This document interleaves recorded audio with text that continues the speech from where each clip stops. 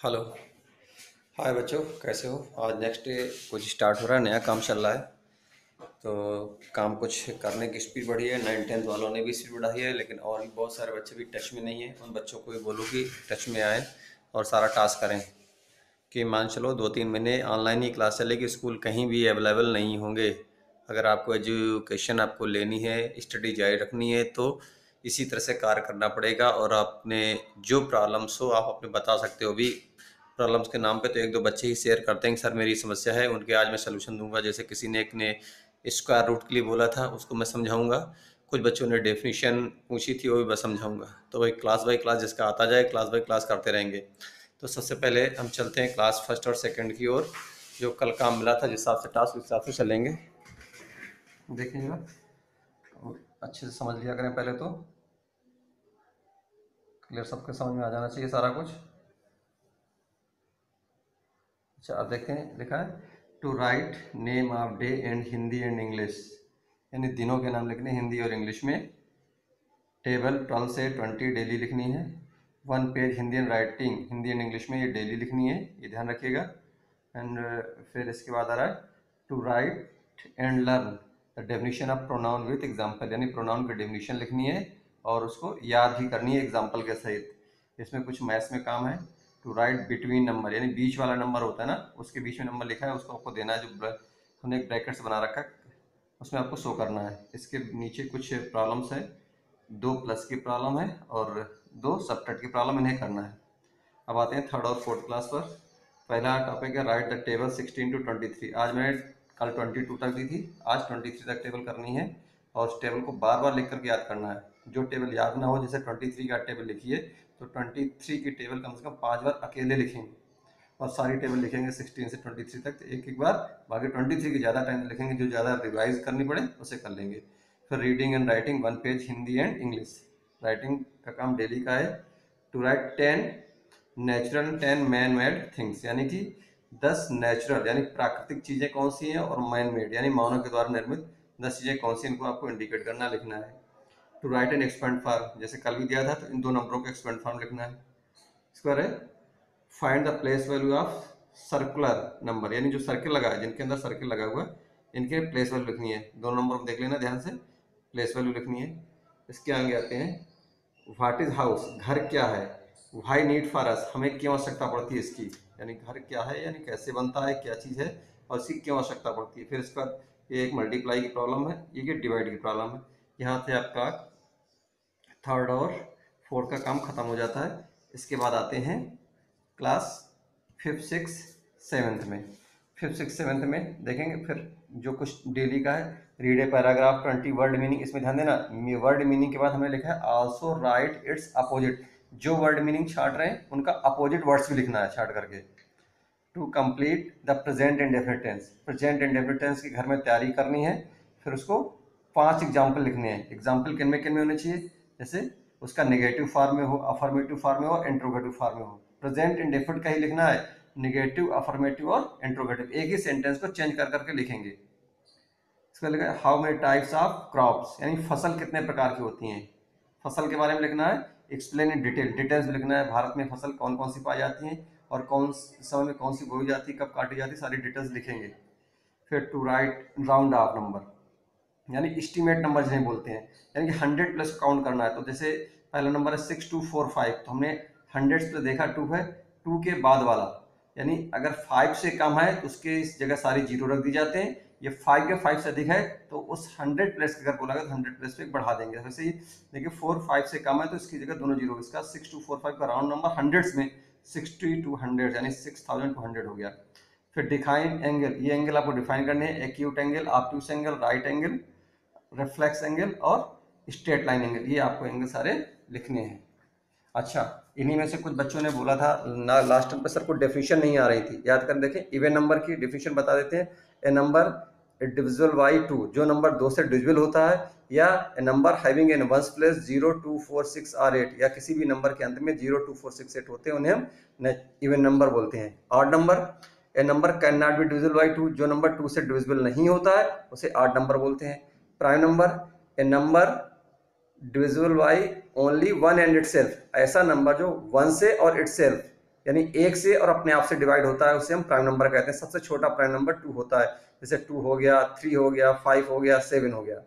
Rational number, a number can be written in the form of P upon Q, ऐसा number जो P upon Q के form में लिखा जा सके उसे हम रेशनल नंबर कहेंगे। But Q is not equal to zero, यानी नीचे वाला संख्या जीरो नहीं होनी चाहिए, जैसे 2/5, 3/8, 6/8, -5/4। जीरो भी रेशनल नंबर है, लेकिन 1/0 रेशनल नंबर नहीं होगा, यानी जीरो से कोई भी नंबर डिवाइड नहीं होता, इसलिए जीरो से डिवाइड नहीं होना चाहिए। इसके बाद आता है natural number, number start from 1 to infinite, जो नंबर 1 से लेकर इनफाइनाइट तक जाता है, जैसे 1 2 3 4 5 6 7, ये आपके नेचुरल नंबर है। Whole number, a number start from zero, जो नंबर जीरो से स्टार्ट होते हैं, यानी 0 1 2 3 4 5, यानी हम नेचुरल नंबर को तो होल नंबर बोल सकते हैं, लेकिन होल नंबर को नेचुरल नंबर नहीं बोल सकते हैं। इसके साथ कंपोजिट नंबर, कंपोजिट नंबर होते हैं a number divisible by other than 1 and itself. अभी प्राइम नंबर में बताया था केवल 1 और इटसेल्फ से जो डिवाइड हो, और कंपोजिट नंबर में थोड़ा हट हो जाता है, 1 और इटसेल्फ के अलावा किसी और से भी डिवाइड हो, उन्हें हम कंपोजिट नंबर बोलते हैं। A number is divisible by other than 1 and itself known as composite number. जैसे हो गया 6, 6 आपका 2 से भी 1 से भी डिविजिबल है और 6 से भी डिविजिबल है, लेकिन इसके अलावा ये 2 और 3 से भी डिविजिबल है, इसलिए कंपोजिट नंबर हो गया। इंटीजर्स, ये नंबर जीरो से लेकर नेगेटिव और पॉजिटिव दोनों तरफ पाए जाते हैं, किसी भी हालत में होते हैं, इंटीजर्स बोले जाते हैं। अच्छा, ये आपका क्लास 7 तक हो गया। 8th और 9th का देखेंगे फिर अगेन। पहले की तरह read a paragraph and pick out 20 word meaning also and opposite words, यानी इसका अपोजिट, यानी जो 20 वर्ड मीनिंग छाटेंगे उसका अपोजिट वर्ड्स लिखना है। To complete past progressive and past perfect, यानी पास्ट प्रोग्रेसिव टेंस और पास्ट परफेक्ट टेंस को कंप्लीट करना with example, example of each them, each sentence, यानी प्रत्येक सेंटेंस में से देना है, यानी कि उसका निगेटिव में भी बनाना है, अफर्मेटिव बनाना है और इंट्रोगेटिव बनाना है। वो प्रेजेंट प्रोग्रेसिव की भी होंगे और प्रेजेंट परफेक्ट की भी होंगे टेंस। फिर define with A diagram and alternate angle corresponding angle और कोइंटीरियर एंगल, यानी कि अल्टरनेट एंगल, करस्पॉन्डिंग और कोइंटीरियर एंगल डिफाइन करना है। अगर समझ में आया तो मेरे को कमेंट्स कीजिए, कल मैं इसको डिटेल से ड्रा करके दिखाएंगे। और क्वेश्चन नंबर 4 में है question number 3 and 4 of class 5 6 7, यानी जो क्वेश्चन नंबर 5 6 7 का क्वेश्चन नंबर 3 एंड 4 है, यानी how many types of crops और एक्सप्लेन द अर्थक्वेक, यानी भूकंप जिससे क्या होता है, कैसे आता है, क्या रीजन्स होते हैं, इसके बारे में डिटेल्स लिखना है। यही क्वेश्चन आपको इस क्लास में भी करने हैं 3 एंड 4। इसके बाद आता है क्वेश्चन नंबर 5 में to write first 20 elements with atomic number and valency from periodic table. तो आप नेट पे खोलेंगे पीरियोडिक टेबल, जिसमें आपका हीलियम हो गया, हाइड्रोजन हो गया, ऑक्सीजन, नाइट्रोजन, सल्फर, फास्फोरस, ये बहुत सारे एलिमेंट्स होते हैं, इनका एटॉमिक नंबर भी लिखना है और इनकी वैलेंसी भी लिखनी है। पीरियोडिक टेबल नेट की सहायता से करेंगे। स्टार्टिंग के 20, ऐसा नहीं कि 20 आइडियाज मान लो, जिनका एटॉमिक नंबर 1 है, फिर 2 है, फिर 3 है, फिर 4 है, फिर 5, इस तरह से आपको करना है। इसके बाद ये एक्सपेंड करना है दोनों क्लासों को। 3x + y का होल स्क्वायर का एक्सपेंड फॉर्म क्या होगा, 9.8 का होल स्क्वायर। होल स्क्वायर का मतलब ये 9.8 × 9.8 नहीं करना है, यूजिंग द आइडेंटिटी का इस्तेमाल कर करेंगे।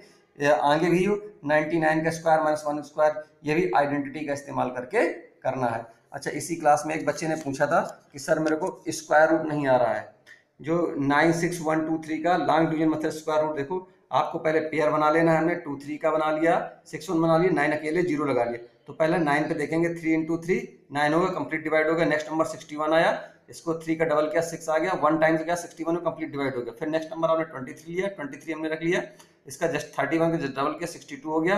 लेकिन अब इसके आगे डिवाइड नहीं हो रहा है तो 0 टाइम्स जाएगा, तो 0 यहाँ रखा, 0 यहाँ रखा, लेकिन आगे नंबर है नहीं, तो हमें क्या करेंगे, डेसिमल लगा लेंगे। डेसिमल के बाद इसे जैसे डिवाइड में 1 0 उतरता है, इसमें डबल 0 आते हैं, तो 0 टाइम्स फिर आपको रखा, लेकिन फिर भी नहीं जा रहा है, तो फिर अगेन 0 टाइम्स गया, तो 1 0 यहाँ बढ़ गया, अब 3 टाइम्स जा रहा है, 3 टाइम्स बाद प्रोसेस आ गया। ये आपको सेपरेट करने के बाद ये बच गया, ये आपका फाइनल इसका आंसर। ये अप्रॉक्सीमेट आंसर है, कंप्लीट आंसर नहीं होता है।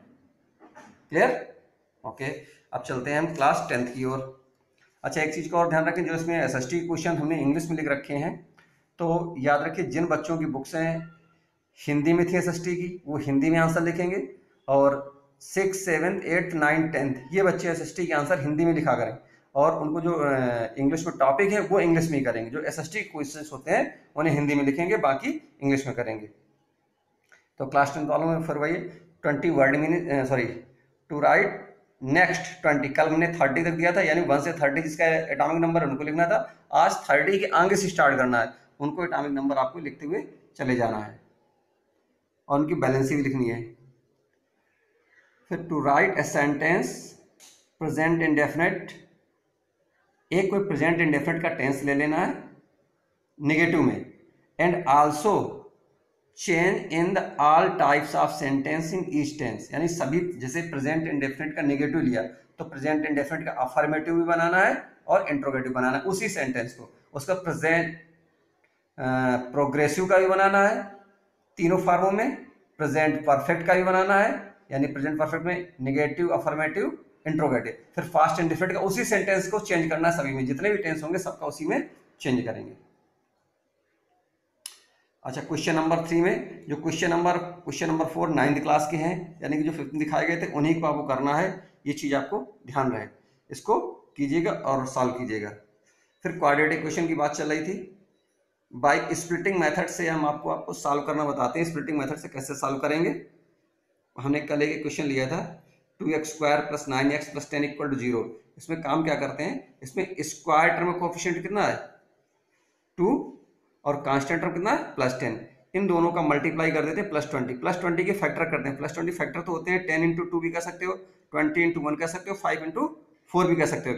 अब इनका जब फैक्टर करेंगे कि हमें दोनों को ऐड करें तो मिडिल टर्म के कांस्टेंट के बराबर आए, तो इन दोनों मिडिल, अगर इनको ऐड करते हैं 10 और 2 12 होते हैं, 20 और 1 21, 5 4 9 हो जाता है, तो बीच वाला ले लेते हैं, तो इसके फैक्टर +5 और +4 हो गए, हमने यहाँ पर एक वैल्यू पुट कर दी, पहले दो में कॉमन ले लिया इन जो, तो x कॉमन लिया 2x + 5 +2 कॉमन लिया 2x + 5, अगेन 2x + 5 टोटल से कॉमन है, तो ये आपका आ गया इफ, यदि 2x + 5 = 0 तो ट्रांसफर करके x = -5/2 लिया है, अगर इफ x + 2 = 0 तो x = -2, तो इस तरह से दो सोल्यूशन हो गए, hence the roots of the x = -5/2 and -2, ये आपका हो गया। तो ये सोल्यूशन करेंगे, इसी तरह से 4-5 प्रॉब्लम कम से कम अपनी तरफ से पिक आउट कर लेंगे और उसके बाद आप लोग सॉल्व करेंगे उन्हीं को, और जो डाउट्स होगी फिर कल बताएंगे।